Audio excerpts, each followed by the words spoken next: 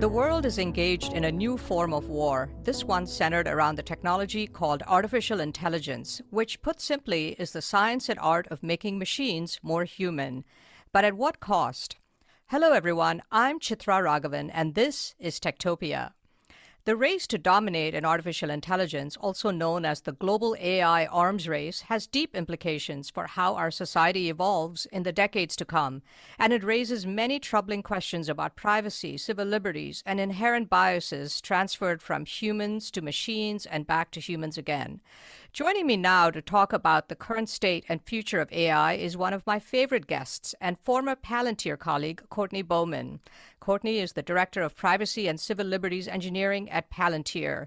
His work addresses complex issues at the intersection of policy, law, technology, ethics, and social norms. Courtney has worked closely with the U.S. government and governments around the world to address the issues around the collection and analysis of COVID-19 pandemic data, and he has been thinking and writing about the challenges around the global AI arms race. Courtney, welcome to Techtopia. Thank you, Chitra. It's a pleasure and an honor to get to return and talk to you. Thank you so much for having me. So let's start with some really basic questions. People just talk about artificial intelligence, but just to be clear, how do you define artificial intelligence, and what are the primary use cases and range of use cases that most people are familiar with and some that they may not be? It's a great question because I think there's a very expansive and very almost confused set of ideas that get clumped under the title of artificial intelligence. And this is a term that's been in currency for at least 75 years. So we have to also consider the historical baggage that attaches to it. But roughly speaking, artificial intelligence is a class of technologies that are used to emulate or simulate various types of what are traditionally thought of as human cognitive functions or intelligence functions. And so when I think of artificial intelligence, and especially in the context of popular discourse in the media, in science fiction, but in also real world applications, I think it tends to break down into two broad categories. One form of artificial intelligence I would call weak or narrow or cautious AI is the idea that computers give us powerful tools, and they're domain specific, they're focused on special purpose programs that carry out specific functions in the world. So you might think of things like natural language processing for doing language translation or analysis of various characteristics of speech and other types of language. Computer vision, identifying faces or objects in the world is another form of narrow AI. And then there's a category of what people refer to as strong or full or general artificial intelligence. And this is the idea that computers appropriately programmed really are themselves in some form minds. They have general knowledge, they have applications that are able to translate into a lot of different domains. And so this is what you see in a lot of science fiction representations, but there's also a number of commentators in the field that think that AGI, artificial generalized intelligence, is near on the horizon, or is closely coming. And this raises a lot of questions and concerns about whether we should be thinking of computers as agents of moral culpability or as a risk to humanity, broadly speaking.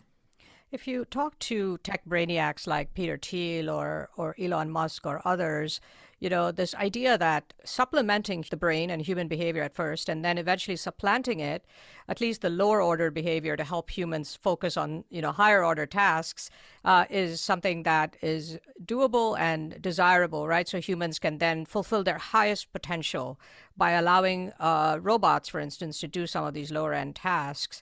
But as we can see, with Tesla's self-driving attempts and those of other, autonomous vehicle companies, and then you see Boston Robotics with those seemingly human robots that become more and more human-looking every version, you could see that it's easier said than done, right? What makes this so difficult? There's a lot of things that make it difficult. And again, recalling back that there's a long history of attempts to design computers to simulate or become more human, dating back to the 50s, the mid 50s, and the Dartmouth conference, setting off a series of cycles of development that actually you can think of more as boom and bust periods. So periods of heavy development in classes of artificial intelligence collapsing into periods of AI winters. But a lot of this is driven by the idea that there are insights that we're developing around neurophysiology that seem to suggest that there are functions in the brain that can be emulated in transistor-based computing devices. And so that gradually builds up into the idea that if you just pull together enough computing devices with fast enough processors and enough data, you can somehow begin to basically treat this brain as a machine model and turn it into an actual simulation of the cognitive functions that take place in the human mind.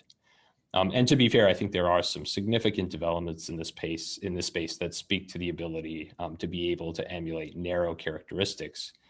But I think increasingly what we find is that when we try to go the last mile in some of these applications, often it takes decades to make real progress.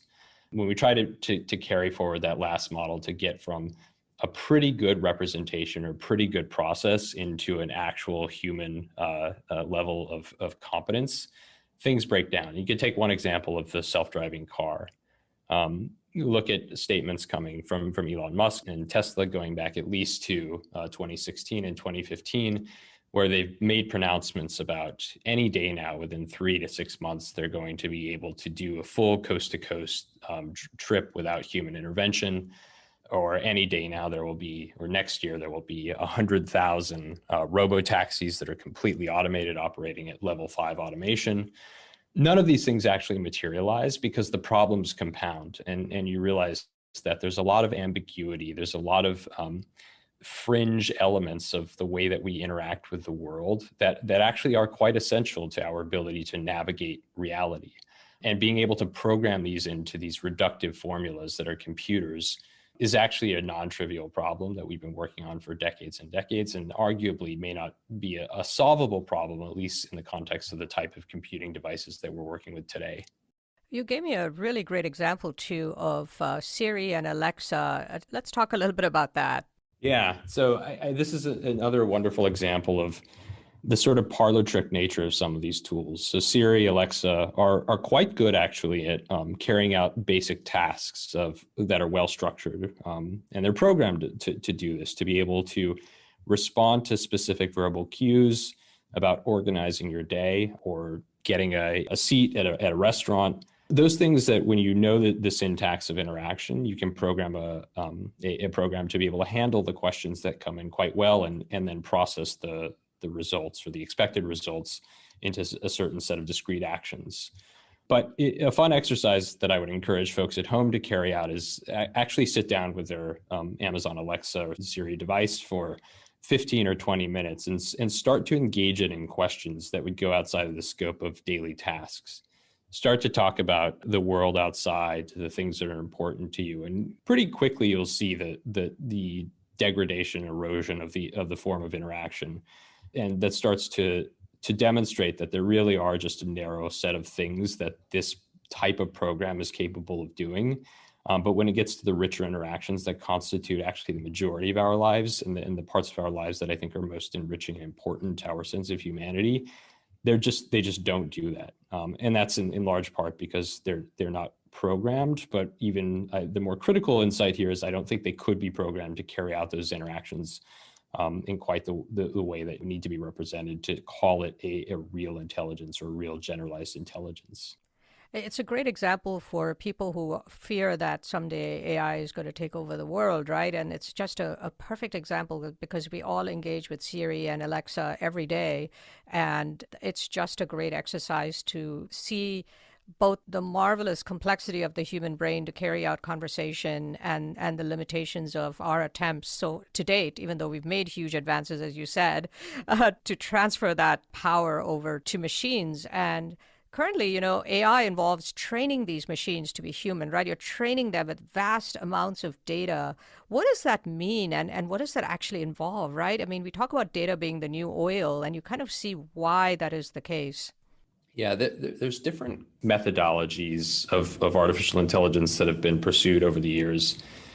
Going back to the 50s, attempts to do heuristic development, basically try to map out the way that people describe their activities in certain situations and then program that into deterministic functions. There's other simple manipulation approaches, but now we're in an era of a broad class of artificial intelligence that's built on a technology called neural networks, and it's basically another attempt to simulate a theory of how neurons operate, a reduced theory of how neurons operate in the brain, and use that as a way of training models, not necessarily to follow rules, but to determine their own rules for carrying out certain processes. So what this looks like in practice is, let's say you want to train a model to be able to identify cat images. And the idea is that you start with a corpus of labeled images that you know that human analysts have worked through and identified as actually being cats.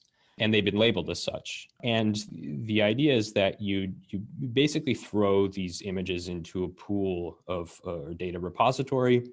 You have a neural network model that is meant to go through and basically comb out patterns or identifying features in those images. And based on the labels, and you would include in your image repository not just cat images, but non-cat images, to find its own method for identifying the patterns that constitute cats. Now, the problem with this approach is that what you're doing, in fact, is not identifying cats in the sense that we understand cats. What you're doing is you're breaking down images into digital components, bits and bytes, and you're looking for patterns in those bits and bytes that then can be used to infer other patterns of bits and bytes that you would call cats. But the consequence of this, and this is something that is observed in another area of research called adversarial AI, is you can actually introduce some visibly indistinguishable noise into a standard cat image. So when we would look at an image of a cat and see it as a cat, you can add this layer of digital noise onto that image that would tell a computer that the cat is anything you want it to be, that it's an ostrich or a school bus or a house. And to us, to see that, it's preposterous, but I think it speaks to the challenge of what computers are actually doing. They're dealing with bits and bytes of information and doing pattern matching, as opposed to understanding what philosophers would call the semantics, the meaning that translates from the image into things that we understand to exist in the world. Does it have ramifications, for instance, in the military concept, a construct where if you can label it anything you want, could you label it to be a weapon of some kind that could trigger some kind of response by another country, for instance, or is that too simplistic? No, I think that's a great example, and this is one of the interesting challenges with new technology. There's oftentimes a race to develop the stronger version of that technology. And when you have adversaries that are well-resourced, very technically capable, they're also going to pursue approaches not just to outpace you in terms of the technology development through maybe faster programs or larger repositories of training information or better optimization parameters. They're also going to try and find ways to trick your approach to algorithmic development or to AI development. And that's through manipulating vulnerabilities that they might discover. So this is part of the broader, what you refer to as the AI arms race that's likely taking place right now broadly with near peer adversaries. So we could think about Russia, but primarily China as the adversaries that we're up against. And this is just one of the spaces in which this type of activity is playing out.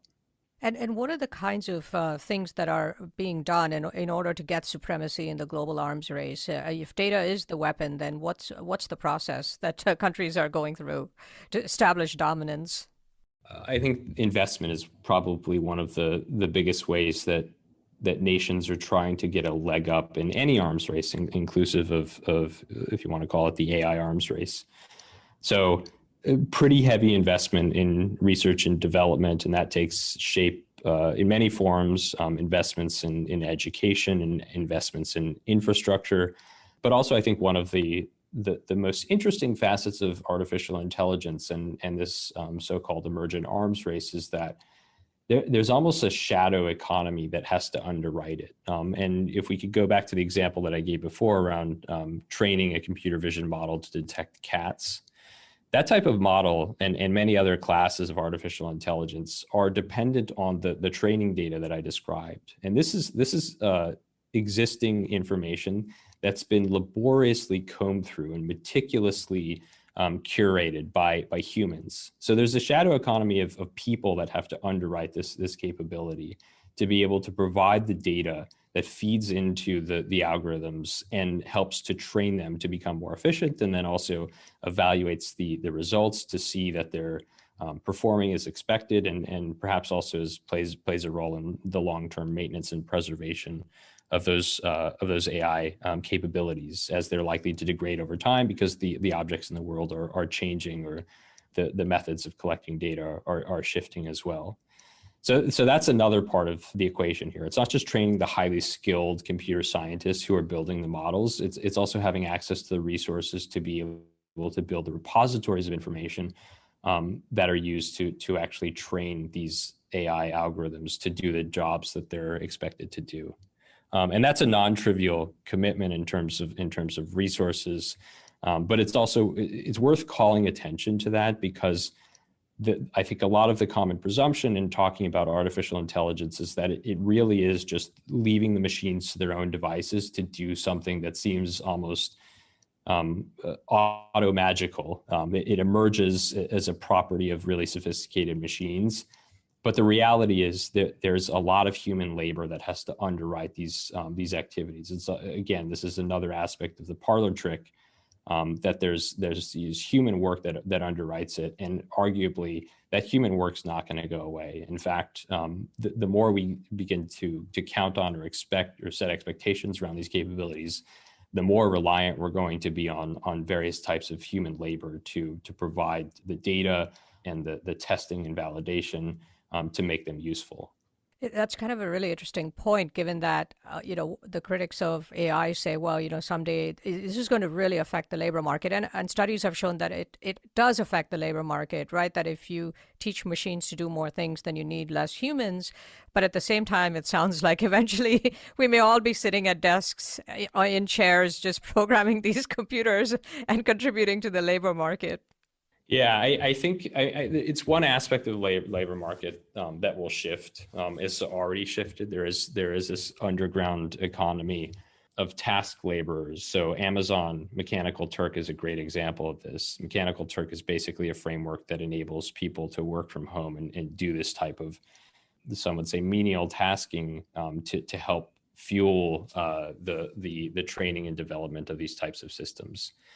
But I think there are different facets of how AI may develop, or broadly speaking, other forms of advanced analytics and information technologies will develop that will likely lead to different shifts across the spectrum of more lower level labor, but also skilled labor will shift over time, as it has through the industrial age. So I think the concerns around AI and robotics taking over all of our jobs are probably overstated. It will certainly have an impact, and we're already seeing this increasingly, an impact on the ability to carry out certain tasks and certain types of traditional jobs. But I think particularly in areas of skilled labor, where there are these fundamental concerns or fundamental parameters of ambiguity that make the task really difficult to program and really difficult to be reduced to a kind of syntax or a computer formalism, that's a place where human intelligence will be an enduring and critical component. And also places where there's a question of moral culpability, where accountability and responsibility are societally determined essential features of the systems that we rely on. I think that's another argument for preserving the role of human involvement, or human in the loop or on the loop, as a critical component of those systems, because we care about those things. So that's a normative choice, but I would argue that the normative and the efficiency considerations often do and probably will continue to line up in pretty significant ways to preserve the role of human labor and human intelligence and human cognition in a lot of the spaces that some people are saying are going to be replaced by machines. Tell me a little bit about what has shaped your philosophy around artificial intelligence. Yeah, so last time we spoke, I gave you the long-winded story of kind of my intellectual development and my background in philosophy, and specifically my interest in a particular school of German philosophy called phenomenology. But over the years, I've gotten increasingly interested in what I've observed as being these various forms of category errors in some of the spaces in which I operate professionally as someone who's focused on information technologies and privacy and civil liberties. I've seen a lot of confusion around the emerging interest or the re-emergent interest in artificial intelligence, and that harked back to some of the philosophers that I had read as a student over the years, and particularly there's one philosopher who studied or interpreted some of the great characters in the phenomenological tradition. A former professor who's now deceased at Berkeley, his name is Hubert Dreyfus. He wrote a text in the late 70s, actually going back to the mid 60s, but he wrote a larger text in the late 70s that he refreshed about a decade later called What Computers Can't Do. And that for me was a pretty telling text and very useful analysis in breaking down some of the fundamental category errors that tend to arise when people try to build, or AI researchers try to build programs that can putatively replace the capability and function of human thought. Some of the specific things that he called attention to are the ways that when we interact with the world, we don't just focus in and hone in on specific objects. In fact, there's this sort of fringe elements that define our conscious picture that we're not always aware of, that are maybe operating in our subconscious, but that are actually instrumental for picking out the details that are of interest to us and make the whole scene salient and make our decision-making process salient. And those things are actually really hard to program into systems. There are other considerations around the ability to handle ambiguity. We do this all the time. We do this with language. Language has many meanings, many interpretations. And when we make even simple sentences like the pen is in the box, or rather the box is in the pen, it's a sentence that can have multiple meanings depending on the context, but it's a very simple sentence. But somehow we can take the context of application and navigate even when we don't know all the details, and we can sort of fill in the gaps and keep moving and handle that ambiguity well. But we also know how to distinguish between what's essential and what's inessential for solving day-to-day problems. And so all these are compounded issues because they require, if you want a complete view of, or a complete representation of machines operating in the world, you have to be able to program these really fuzzy concepts into the machine, or find a good explanation of how something like machine learning will kind of infer these characteristics. And that's something that has proven to be woefully inadequate in the forms of current computing that we observe. So those insights came out of a lot of the philosophical influences that I've studied, and they've led me to continually see how there's a lot of discourse around the ethics of artificial intelligence, and I think those are important things for us as a society to talk about. But a lot of those AI ethics questions are ahead of the more fundamental problems, which are that AI has more basic issues with epistemology and with metaphysics and ontology. We've assumed that AI can carry out certain functions in the world that it's just not capable of doing. And so this is not an argument against all AI. I do think there's a place for what I refer to as narrow, weak AI for carrying out specific functions. But it's more an argument for realizing that there are fundamental capabilities limitations that computers can't understand the world in the way that we do. And therefore, we need to put these systems in the appropriate place to be operated as tools and not as replacement for human intelligence. When we were chatting yesterday, you described it in a really eloquent way as sort of the way we're thinking is a reduction in our vision about how we should be interacting with technology, and that we're essentially reducing humanity to the level of bad technology, sort of downgrading rather than elevating the technology to the level of human function in a way that enriches our lives. I thought that was really, I had never quite thought of it that way. Yeah, I wish I could be as eloquent as I was in the call yesterday on demand. But yeah, I think that's roughly the risk with artificial intelligence. And we see this around us all the time. We see the ways that we've increasingly become bedazzled by these formulations of machine operation, and they creep into our language. We talk about having limited time to be able to spend with our families. We talk about being bandwidth constraint.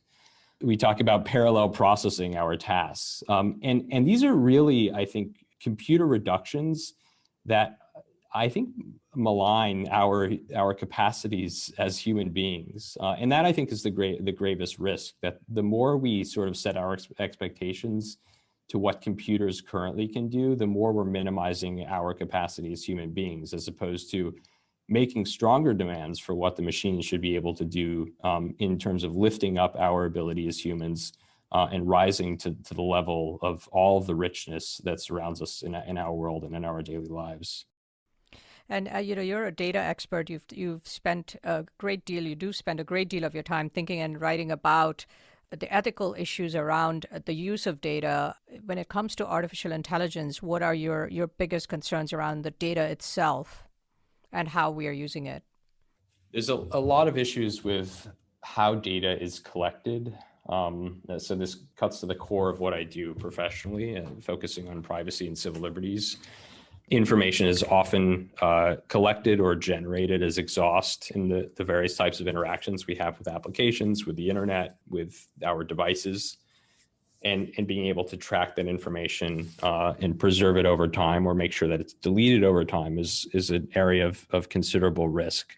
But these data collection problems and data management problems play significantly into the AI landscape, because, as you mentioned before, in the current version of artificial intelligence, the building of various types of neural networks, they're heavily dependent, they're hungry for massive quantities of data. And so there's a temptation to kind of grab at that data. And going back to the way you themed the talk today, is discussion around the AI arms race. There's a risk that we, in attempting to compete with our adversaries, lose sight of the ethical dimensions of how we collect and preserve and utilize data for the purposes of being able to get that leg up advantage that comes from having access to significant repositories of data for AI training and AI development. So I think if there really is an arms race, it requires mindfulness of some of the fundamental limitations of artificial intelligence that I was referring to earlier. But to the point of many critics who are focused on the AI ethics question, we don't want to lose ourselves in the process of winning this war, this conflict. We don't want to lose what makes our society unique and special, our values orientation, our ethical compass, by going overboard in creating a massive wealth of data that could be repurposed, could be reused in ways that undermine some fundamental values that we hold dear, like privacy and like digital civil liberties. Do you see a role for regulation? And if yes, what types of regulation? And if no, why not?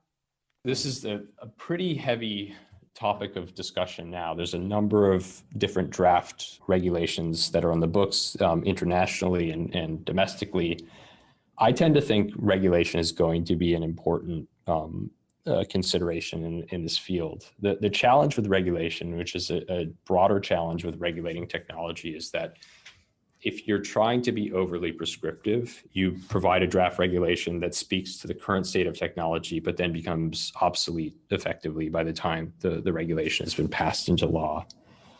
So the task here is to find a set of regulatory principles that are enduring, that can span over time, and provide great utility in instructing the core considerations for building these technologies, but don't get stuck in the current state of the technology. And then the second bind here is acknowledging that, as we talked about at the outset, AI is a very diffuse concept.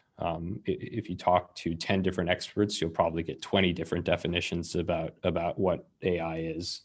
And encompassing all of the different types of systems that could be called AI gives you a view of a lot of different types of technologies that aren't necessarily coherent. And even if you take any given technology and look at it as AI in the context of, say, healthcare versus manufacturing versus some other industrial application versus some type of criminal justice application, the concerns that come into play are going to be very different. So I think there's a role for regulation on probably a couple of levels. On one broad level, defining principles of consideration and building not just AI, but all types of information technologies that have implications to our lives. But then I think the really salient applications of AI come down to sectoral uses. And in those contexts, the regulation really should be more about the industry or the application than about the technology. And then on that point, I would argue again that maybe a guiding principle is that we move away from thinking about AI as intelligence in the human sense and focus more on AI as a tool that needs to be regulated in a specific context. And I think that gets us closer to building out legislation that's going to be more useful and more robust and really gets closer to the heart of the questions that matter. I want to talk about a tool that, we've been talking about a great deal over the past decade or more, which is self-driving cars, right? And you mentioned earlier that this last mile issue in artificial intelligence when it comes to self-driving cars is pretty extraordinarily overwhelming. Let's talk a little bit about that and what that says about the power and the limitations of AI and where self-driving cars may be going.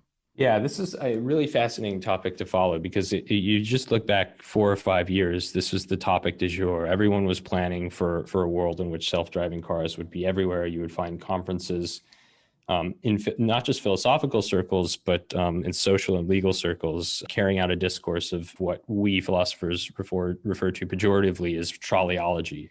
This is the trolley problem in the context of artificial intelligence for automated vehicles. You're driving down the street and the car is either going to veer into a family or into a baby carriage. Which direction do you steer into? And so you get these kind of exotic flavored philosophical or ethical problems that I think actually lose sight of the more fundamental issues that I was talking about before. And those more fundamental issues are emerging all over the place. They're emerging in very simple settings where automated vehicles are running into people because the computer vision confuses a person carrying a pizza box with a stop sign, or because the weather has changed in a way that confounds the sensors on the vehicle. It's a different type of rain or a different type of precipitation. Or there's been a crash on the side of the road and the machine doesn't know how to interpret that crash and so swerves in the wrong direction. This is all these forms of ambiguity that constitute our world, and they're the marginal issues that come up maybe every fifth day. But when they happen, and the systems that we rely on make bad decisions, they have pretty significant consequences.